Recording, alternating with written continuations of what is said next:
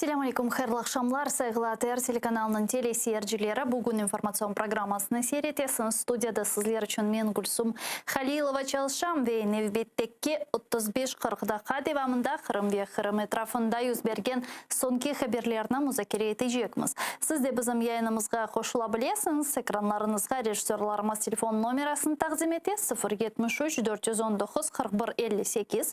Вайбер вастасыйлы студиямызға телефоншмаға имкеніңіз бар, еді скайп адресімізді де қолана білесіңіз.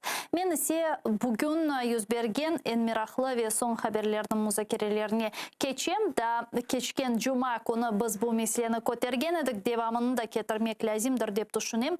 Бүгін Бірлешкен Миллетлерінің 20-ші сессиясы черчевесінде тамыр халқылар иле бағлы Қырым Татар ресурс меркезі де дайыл олған сайт-ивент өткерілді ве анда бұндан да евел біз илан еткеніміз кебі Қырым Татар Милли Межлис темсилчилерimiz, хусусан Ескендір Ағабариев де чығышта бұлынды, менің білгенім көре, бұлынды ма, айтты ма келіңіз оның өзінден огренейік, обызле жанлы бағдашымды. Ескендір Аға, ассаламу алейкум.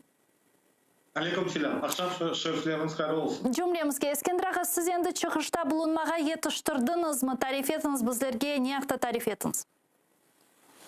Бақыныз, он с 19 по 30 апреля проводится, как вы сказали, 20-я сессия постоянного форума ООН по правам коренных народов, по вопросам коренных народов. Это ежегодное мероприятие, за исключением того, что в прошлом году не было из-за коронавируса. В этом году это проводится в формате онлайн. На данном мероприятии активно принимают участие от Украины, я бы сказал бы так. Уже выступала первый заместитель министра Украины имени Джапа, которая выступала в теме после доклада и выступления и коммуникации со спецдокладчиком ООН по вопросам коренных народов. Уже выступал Рифат Ага Чубаров, он выступал в теме, связанной с представительными институтами. Далее выступала Людмила Коротких, она выступала в контексте 16-й цели. Кстати, сам форум, он посвящен 16-й цели, это связано с 16-й целью устойчивого развития, потому что в целях устойчивого развития, которое было принято еще конференцией ООН, и, соответственно, в рамках этого сейчас прорабатываются и начинается в 2022 году десятилетие по активных действий по реализации целей устойчивого развития. И, кстати, вопрос с десятилетием развития коренных языков, в том числе он связан с этими процессами. Кроме того, планируется завтра мое выступление в контексте мандата. И мандат охватывает 6 сфер основных, а также выступление Заремы Бариевой, которая будет говорить о вопросах языка, вопросах стратегического подхода в реализации и развитии коренных языков коренных народов.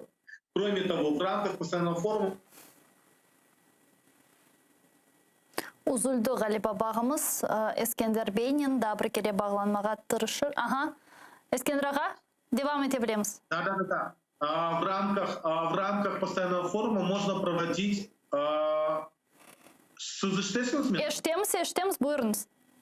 В рамках постоянного форума можно проводить параллельные мероприятия или сайд-ивенты, куда приглашаются, соответственно, эксперты, представители коренных народов, а также миссии различных государств. И сегодня мы совместно, Межлис крымско-татарского народа, Крымско-татарский ресурсный центр и постоянная миссия Украины в Организации Объединенных Наций провели сайд-ивент на тему угрозы устойчивому развитию коренных народов в условиях межгосударственных конфликтов на примере оккупированного Россией Крыма. И вот в рамках данного сайд-ивента, во-первых, приняли там участие представители различных миссий, в частности Польши, Турции, Латвии, США и другие. Кроме того, приняли участие представители различных коренных народов и экспертных организаций. Но я, конечно, очень благодарен, что отозвались и представители коренных народов Америки, Латинской Америки, Северной Америки, а также Азии. И они в своем выступлении также дали посыл, что они солидарны с крымско-татарским народом Ну и, конечно же, мы со своей стороны попытались проинформировать по 4 основным вопросам. Первый — это ситуация с правами человека в оккупированном Россией Крыму, как угроза достижения 16-й цели в области устойчивого развития. На эту тему выступал я и демонстрировал непосредственно презентацию, графики, диаграммы именно с нарушением прав человека. Запрет представительного органа Меджлиса крымско-татарского народа как прямая угроза выживанию, сохранению достоинства развития коренного крымско-татарского народа в условиях временной оккупации. Выступал Рифат Ага. Далее по экологическим и гуманитарным вопросам выступал Мамутов Сулейман. Но и по правовой оценке действий оккупационной администрации Российской Федерации по достижению целей выступал кандидат юридических наук международных Алексей Плотников. Мы также продемонстрировали часть фильма «Крым. Обезвоживание» для того, чтобы продемонстрировать, как на самом деле нерационально используется питьевая вода в Крыму оккупационными властями. Ну и со своей стороны также выступил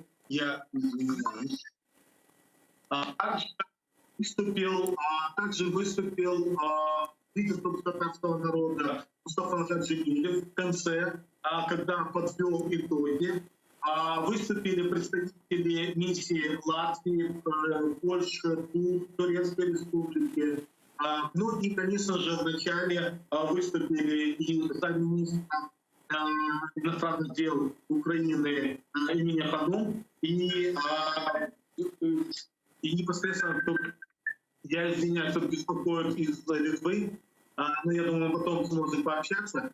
А также выступил постоянный полномочный представитель Украины в ООН господин Искрит.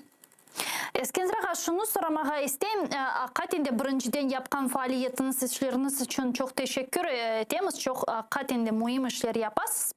Şunu da сұрамаға істейм, Birleşken Milletler hakkında. Birleşken Milletler 2. Cihan Cengi yekünlengen sonra dünyada barışık ve tehlikesizlik temin etmek için kurulgan bir teşkilattır. Fakat bu teşkilatның Xavfsızlık Şurasında Rusiya ozu бар ve siz aytıp geçken işte Tamır halklarının aklarını bozgan memleket bu Xavfsızlık Şurasında bulunmağa devam etti. Aslında bunun bir şey yapmak imkanları var mı? Bu mesela Rusya'nı bu savbezden çıkartmak mekanizmaları şimdi koz o günde buluna mı ve Birleşken Milletler'in bu yönelişte semerliğine nasıl kıymet kesiyorsunuz? Ну, на самом деле, конечно же, мы часто слышим, в том числе и в первую очередь от наших соотечественников, что вот что толку, что постоянно вы там ездите, выступаете на различных площадках, говорите о ситуации. А ООН, по сути дела, ну, как бы сегодня организация, которая, по сути дела, ну, к резолюциям ООН Российской Федерации не прислушивается и, соответственно, не выполняет. На самом деле это не все так просто. И мы, как бы с вами в эфире, помните, рассуждали о том, что, если помните, до Второй мировой войны была Лига наций, и в истории наций была ситуация, когда полностью среди наций включали Советский Союз за его агрессию в отношении стран, скажем, Восточной и Северо-Восточной Европы. И, соответственно, это не спасло, и в итоге мы стали свидетелями того исторических событий, когда мир пришел ко Второй мировой войне. После Второй мировой войны, конечно же, все равно человечеству нужно было садиться за стол переговоров и договариваться. И на самом деле Организация Объединенных Наций в том формате, который мы имеем, это в первую очередь договоренность западного мира и Советского Союза правопреемником, или даже правильно будет продолжателем, который является Российской Федерацией, как раз таки и договорились. И тогда произошел и, скажем, передел, тогда произошли определения определенных границ, новых государств и так далее. И на протяжении всего этого времени, конечно же, всегда возникали определенные проблемы, и в том числе скажем, обсуждения на уровне Совета Безопасности. И если помните, мы с вами тогда общались, я говорил о том, что сегодня ООН не может разрешить таких ряд серьезных проблем, и мы находимся в той стадии, когда той стадии переходного периода, когда нужна будет серьезная перезагрузка ООН и построить создание, может быть, новой какой-то структуры или усиления ООН. Другой вопрос, насколько и как это может получиться, и сейчас действительно очень сложное время и сложная ситуация. При всем том, ООН все-таки остается достаточно сложной такой системой, потому что в рамках ООН есть ряд организаций, в том числе постоянный форум ООН по вопросам коренных народов, есть и Совет Безопасности ООН, есть и ЭКОСОК и так далее. Но когда мы говорим о Совете Безопасности, мы же понимаем, что постоянными членами Совета Безопасности являются ядерные державы в первую очередь. И, конечно же, Российская Федерация. И поэтому, так прописано в уставе ООН, что сегодня Российская Федерация является постоянным членом, и, соответственно, конечно же, она блокирует многие те решения, которые связаны с глобальными проблемами. Если помните, ситуация в Мьянме, ситуация в том числе и в Китае с уйгурскими нашими братским народом, которые подвергаются геноциду, и так далее, в том числе и в отношении Крыма. Поэтому здесь, опять же, мы все-таки на протяжении всех этих времен, во всяком случае, с начала оккупации, хотя бы добиваемся того, что большая часть стран поддерживает Украину, и таким образом ежегодно, если мы возьмем последних 3 года, уже Генеральная Ассамблея ООН принимает по 2 резолюции. Одна по милитаризации и одна по нарушению прав человека. Кроме того, сейчас активно в том числе ведется работа, и это очень актуальный вопрос, связанный с климатом и экологией. И, конечно же, в перспективе планируется, что вопросы экологии и экоцида, я бы даже сказал, в Крыму будут включены либо в одну из данных резолюций, либо, может быть, они отдельно будут выноситься. Поэтому мы в том числе и в рамках нашего Сейдвета мы и показали, и дали основные посылы тем процессам экоцида, которые совершает оккупационная власть. И на самом деле, особенно в контексте коренных народов, это более понятно. Потому что если есть 17 целей развития, устойчивого развития, о которых мы говорили, из 17 целей, а это очень важный, скажем, стратегический документ для всего мира, потому что до 2030 года планируется разрешить очень много вопросов, а вот как раз-таки Россия, член Совета Безопасности ООН, и нарушает данные вопросы, нарушает данные процессы. И нам, конечно, очень важно давать посылы уже сегодня, чтобы мир понимал через собственные проблемы Нұрсұлтан. Ескендір Ғаведа бір суалым бар, мен білем сізні енді йолламақ керек. 30 дақаға қадар мен жерді бір қачы 2 дақамыз бар. Шуны сұрамаға істейм. Рустем Бейумеровден бойлы бір хабер бүгін келді. 18 майысқа Қырым платформасы деп адландырылған қанун лейхалары азырлай екенлер ве 18 майыстан 23 августқа қадар бұл қанун лейхаларының парламентке кірсетіп ве ой берілмесі үшін фаалиет алып барылacak екен. Сіздің хаберіңіз бар ма? Насыл қанун лейхалары ақында сөз кете? Siz soraysanız bu Украина тамыр халқында? Мен білмеймін, Рустем Бейумеровден бөле хабер бүгін келді. Қырым платформасы қанун лейхалары деген бөле бір лейхаларын кірсетежек екенлер. Onun için сұрайым, бұл қанун лейхаларына не кіре, білесіз ме? Да, когда мы говорим о Крымской платформе, это многоуровневый процесс, уровневый. Первое, сам саммит Крымской платформы планируется в августе месяце, и он будет в 20-х числах. Это связано в том числе с 30-м годовщиной независимости Украины. И, конечно же, там будут принимать участие, и над этим идет активная работа Министерства иностранных дел, чтобы принимали на самом высоком уровне уровень президентов, министров иностранных дел, премьер-министров. Далее другой уровень — это уровень межпарламентский. Вот как раз-таки активную работу в этом ведет Рустем Умеров.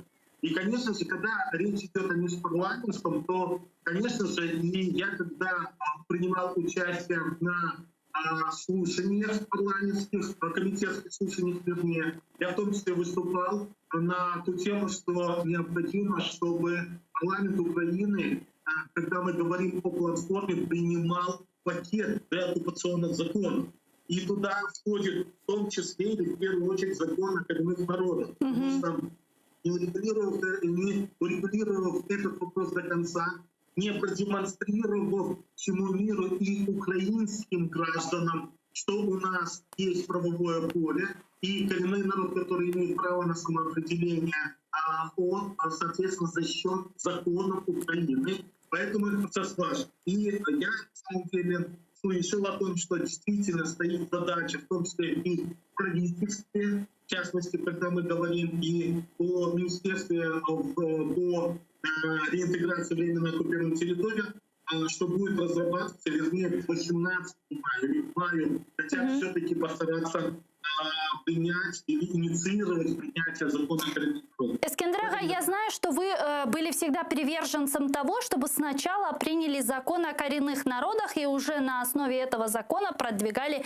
другие. Если примут закон о коренных народах, как это изменит ситуацию в Крыму и как это в целом повлияет на деоккупацию полуострова? Буквально 1,5 минутки. Но в первую очередь, когда мы говорим о законе о коренных народах, то, соответственно, даем посыл нашим соотечественникам, что в Украине этот вопрос урегулирован. А во-вторых, этот закон дает следующий посыл. Как минимум 15 законодательных актов Украины нужно внести изменения, начиная от налогового кодекса, заканчивая бюджетом. И таким образом будут вноситься изменения и, соответственно, урегулироваться этот вопрос. Ну и следующее, конечно же, во многих законах Украины будут предусмотрены механизмы защиты прав коренного крымскотатарского народа, крымов-татарчуков. И, соответственно, конечно же, будет особое внимание в отношении наших граждан, проживающих на оккупированной территории, для их развития, для их сохранения, несмотря на то, что Украина не может контролировать эту территорию, но будут создаваться специальные программы. Çok sağ olun Эскендер ага. Biz ile bağlanıp suallarımızga cevap bergeniz için Эскендер ага men bilgenime göre aşıqa o sebepten onu yollamak mecburiyetindemiz. Kırım Tatar Milli Meclis azası ve Kırım Tatar Resurs Merkezi'nin yol başçısı biz ile canlı bağda eddi. Studiyamızga şimdi canlı bağının nevbetteki musafirimiz koşula Elmiyağa Umerov, Kırım Tatar Milli Meclis reisinin muavini. Elmiyağa selam aleyküm, nasılsınız? Алейкум селям. Elmiyağa, mına şimdi Эскендер ағанен laf etip тұрдық та sizin fikirlerinizni öğrenmege isteyim. Alıngan sonki malumatlarga ko'ra, bu haqda menim studiyamda Gayana Hanım da aytып keçti ve bugün böyle haber peyda oldu. Rostemбей Umerov'nun aytkanına ko'ra 18 mayısqa böyle Kırım platforması dep adlandırılgan kanun leyhalarının kirsetilmesi planlaştırıla. Hakikaten de mi söz Tamır Halklar kanunları hakkında kete ve 18 Mayıs günü biz belki de böyle bir güzel haberden karşılaşabiliriz. Bu ihtimal var mı? Onu vaqt gösterir. Çok vaqt kalmadı 18 Mayıs'a. Hazırlasalar. Aslında Ukrayna birkaç adım yapmasa platforma çalışkanı da faydasız olur. Ukrayna borçlu birkaç tane kanun leyhalarını kanun etmeye, kabul etmeye. Misal için şimdi Эскендер aytıp geçti, zakona karınlık. Bunu kabul etmek gerek, zakona statüsü kabul etmek gerek. Ve anayasaga, konstitusiyaga değiştirmeler көрсетme. Kırım'ın statüsünü değiştirme. Deokkupasyonu beklemeyi. Çünkü bekleyeceğimiz dese Ukrayna'nın adımları azlaşa. Yapacak pek ciddi bir adımların yapmasa başka hareketleri faydasız olacak. Yani eğer misal olarak Kırım platformasının samiti avgust ayında 23. gün 23. sanda ötkürülmesi beklenili. Yani misal olarak eğer bu kanun leyhaları bazı birleri kabul edilse demek bu platformaga endi eli boş gelmiyor Ukrayna devleti ve biz bunu yaptık dep argumentler ketirебіле, doğru mu anlayayım? Yani sizin fikir ketişatınızda.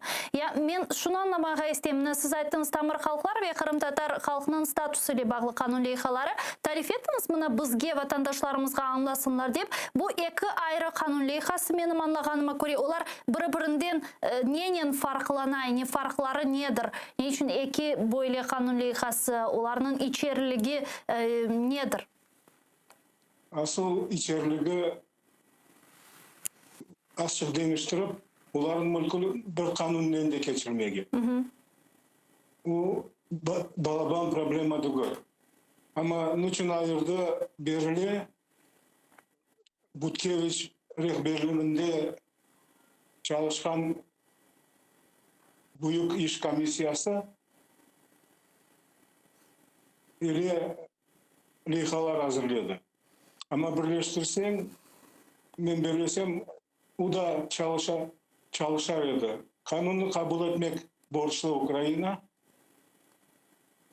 Nasıl şekilde üley bergen vaktlerinde müzakere etip taparlar motivasyasını da ve ne yazılacağını da neden tolduracaklar o kanunların. Ama zakona karinlik ayırdı olğanı bilirsin ne için? Çünkü Kırım'da Kırım Tatarlarından başka daha iki tane kiçkene halk var. Kırımçaklar ve Karayimler. Bunların sayıları pek az. Devletçilikке men belesem pretendovat etip olamayırlar.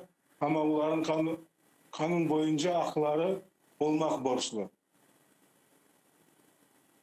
Ama Kırım Tatar halkının statüsü hakkında kanun gösterecek Kırım Tatarlarını devletçiliğe olmağa hakkı kullanmak Ukrayna'da. Я Эльмяға шunu soracağım. Bu kanun leyhaları üzerinde Konstitusyon Komissiya, yani Yasa Komissiyası indi çalıştı ve o'zining xulasasını çıkargan edi, doğru mu? Yani o'z döneminde. Yani bu kanun leyhaları endi hazır vesika olarak olar var mı aslında? Siz onlarını okudunuz mu, tanış oldunuz mu? Gerçek aytsam men uların nasıl çalışmalar yaptığını öyle terin öğrenmedim.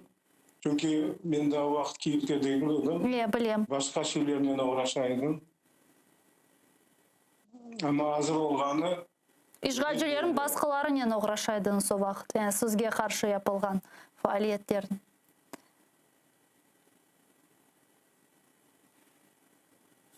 evet, var.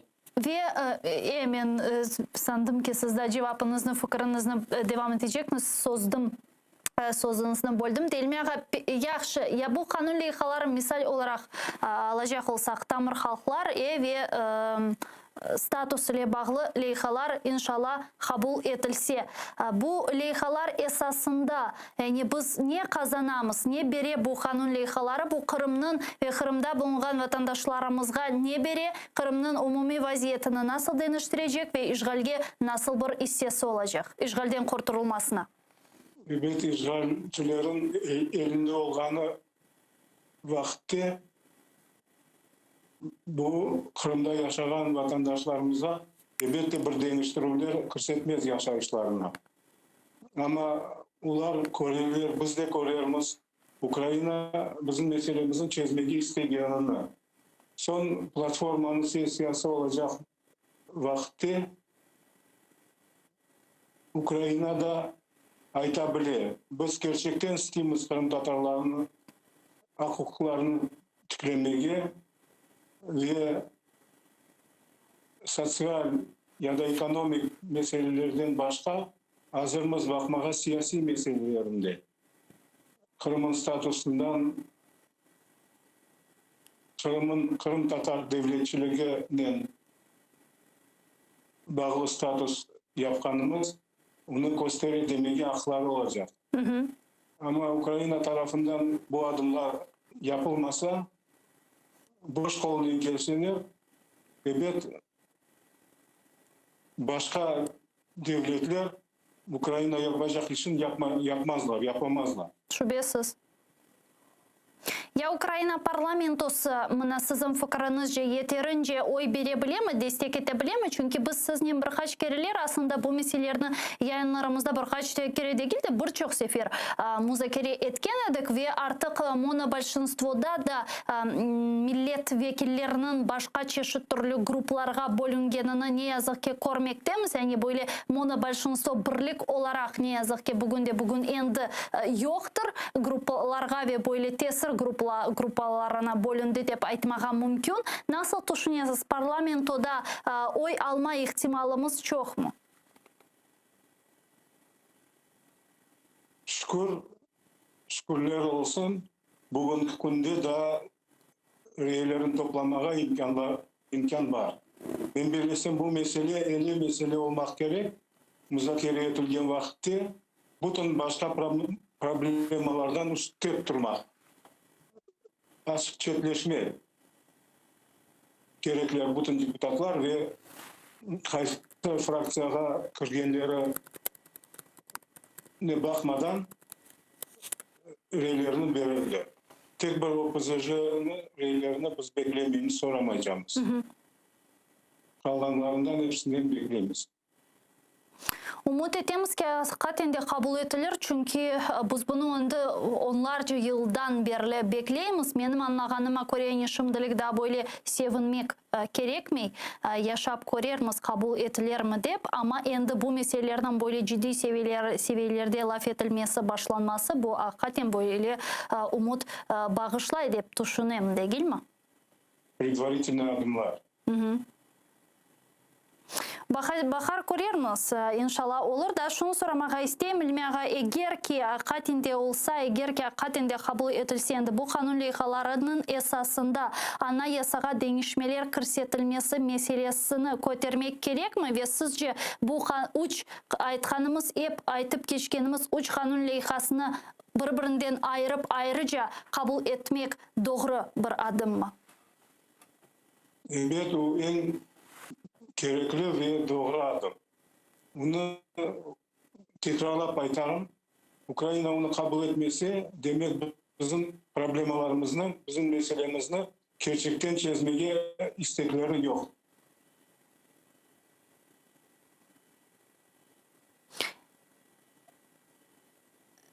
Demek ki bundan... Anlatabildim. Anladım. Demek ki bundan sonra endi anayasaga değişmelerinin kirşetilebileceğini de böyle umutlar beslemek mümkün. Doğru mu? Umut ne yaşayımız?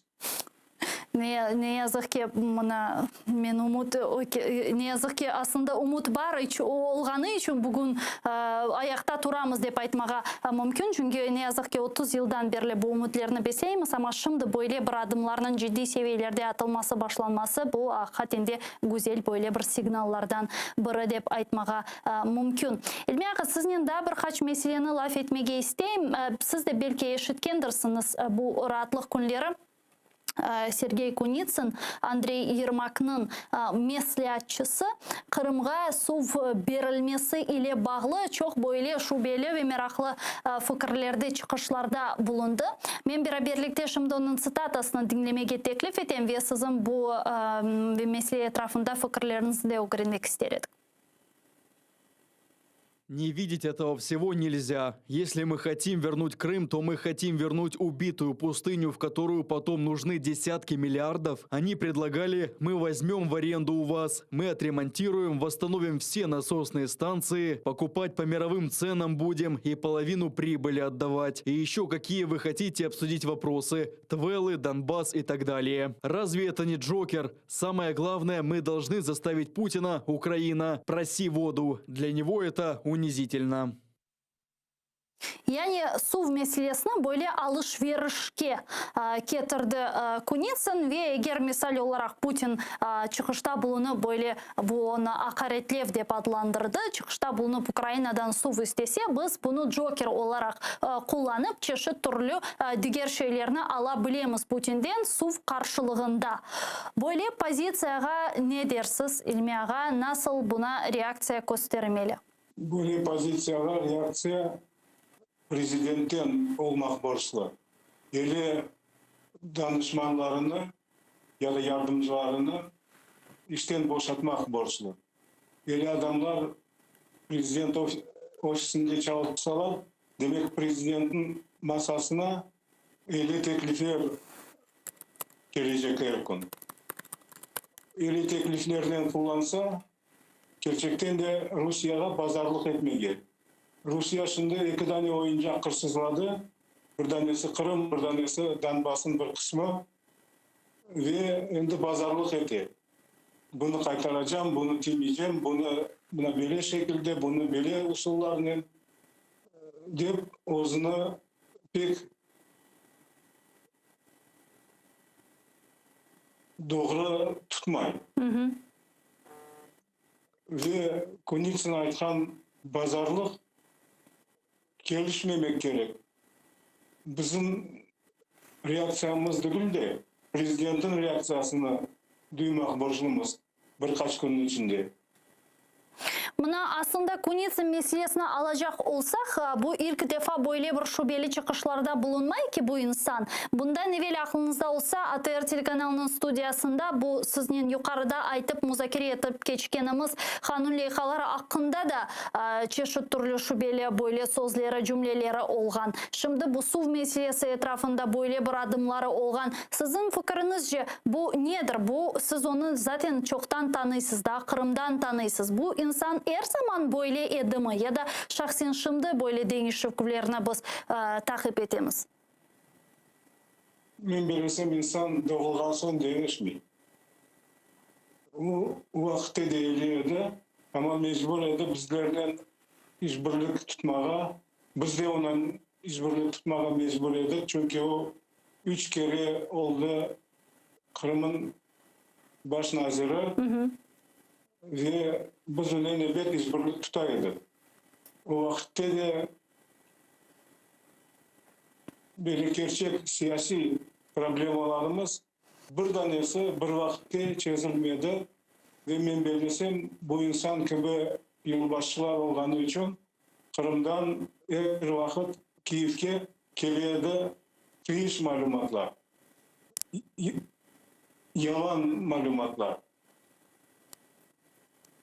Bunun için her vakit 14 senesine kadar 28 yıl devamında Kırım Tatarlar destabiliziruющий faktör gibi bakılaydılar Kiev'ten. Separatistler Ruslar değil de Kırım Tatarlar bakılaydı. Ve KGB tarafından, harbi kısımlar tarafından çeyalar yapıldığında her vakit protivnik Kırım Tatarları bakılaydılar. Bu şimdi kulga gösteriyor bu sözler. Ama gerçekten ciddi bir problemaydı. Ve hala bugün o fikrini değiştirmeyin. Aslında bu SUV meselesi etrafında sonki vakitlara biz böyle zaman zaman bu gibi çıkışlarını eşitemiz. Hatta Ukrayna baş naziri Şmıgali bu hafta tribunadan çıkışta bulunganı aytkan edi. Az sonra Sluga Narodu firkasından bazı böyle bir şubeli fikirler milletvekillerinin nutkundan eşitilgen edi. Şimdi bu mesliyatçı Kunitsin'in aytkanı. Katinde sizin fikrinizce SUV meselesi alış-veriş elementi olabilir mi Rusya ve Ukrayna arasındaki olsa ne yapabileceğiz bunun? Kırım işgalcilerin elinde olan vakitte hiçbir türlü alış-verişler yapılmamak borçlu. Tek Suriye değil de başka otrasillerde de. Ama işgal bitken son, Kırım serbest olgan son ve Kırım'da Kırım Tatarların devletçiliği tüklengen son, evet Kırım Ukrayna'nın öz bağlarını başka türlü tüzer. Gayrıdan tıklanacak elbette ki bu aslında Bu meselesi de Kırım işgalden boşaltılmaganca çözülmez. Мына білесіз сізде Илмияға соңғы вақытлары Украина etrafında Rus birlikleri, Rus harbi техникасы askерleri ve ilahri çoğlaşa еді ve böyle vaziyet kergin еді akatende ve birçok hususan Ukraina istihbaratının айтқанына көре işgal etilgen Kırım'da su ve vaziyetinin kritik olğanı sebebinden Херсон bölgesi böyle bir tehlike астында buluna bile Kırım'a su temeni problemini çözmek için sizin fikriniz jasında böyle ihtimal var edi mi? Böyle ihtimal saklanıla mı Şoygu'nun biz askerlerini endi çekemiz aytkanından sonra? Білесізім, o pahalı ve büyük bir operasyon yaptı Putin. Ama o operasyonun neticesi nasıl varyant olsa da Putin galip çıkacak edi. Şimdi de öyle olacak kavuşa. O alıp geldi askerlerini, masraflarını çekip ve son ilan etti biz kaytamız diye. Ukrayna'dan korkanından değil o. Ben belirlesem cenkten Rusya korkmayın. Rusya pazar tubunda kalacak sonuna. Ama şimdi vaktınca Putin kichkene bir g'alaba dayan gösterecek. O böyle aytacak. Ben Ukrayna'nın sınırlarından o tarafa geçmedim. Bu büyükten büyük bir provokasyon.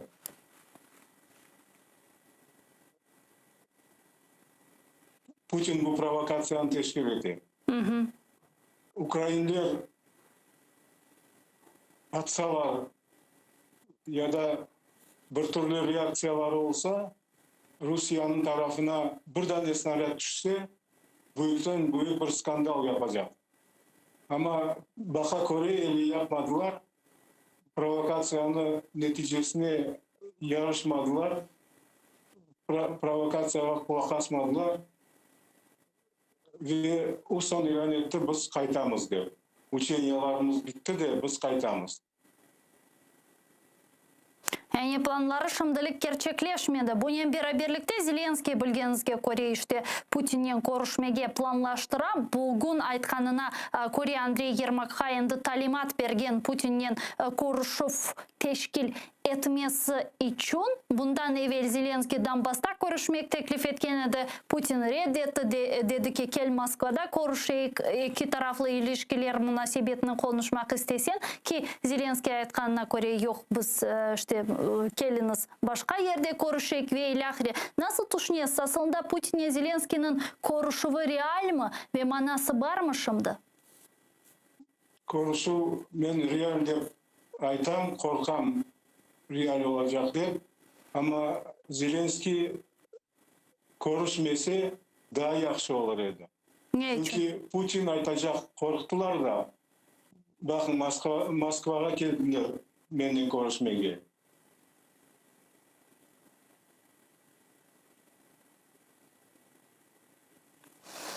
Ama Zelenskiy'nin aytkanına göre Moskva'da ve Zelenskiy'nin etrafında olganlarga göre Moskva'da hiçbir görüşüp şimdi planlaştırılmay. Belki başka bir bölgede olabilir. Putin teklifine göre Putin teklif etti.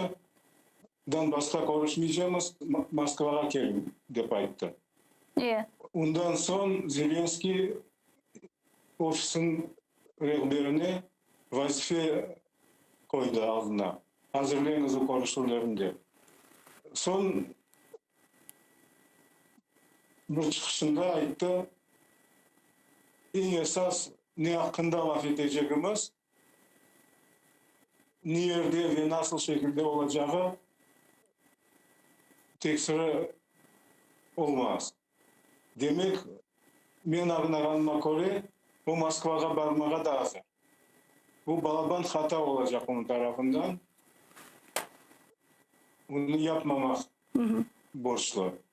Бахар көрерміз, қатенде вазиетлер ве бутун адиселер чоқ бөлі хызлы, чоқ чабық шекілде шымды керчеклеше бераберлікте бақып да музакире етерміз. Ве сонки суалим Эльми аға мына яйынымыздың екуленмезден евел 18 майыс күні яқынлаша сон заманларда, сон сенелерде менің білгеніме көресіз бұл тешкелей ішлерінен оғырашқан инсанлар сырасында сыз милимежіз азаларындан 18 майысқа енді бір планлар азырлаймы милимежіз енді бір топлашулар олды ма бұның еле бағылы бірде бір хаберлер бұнен бағылы бар ма сізде?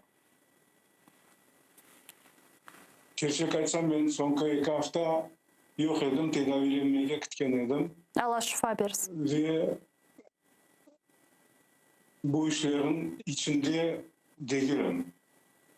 Evet, her yıldakıdayın 18 Mayıs'ta merasimler olmak borçlu ve o gününü, matem gününü, hatıra gününü hiçbir vakit göz aldığından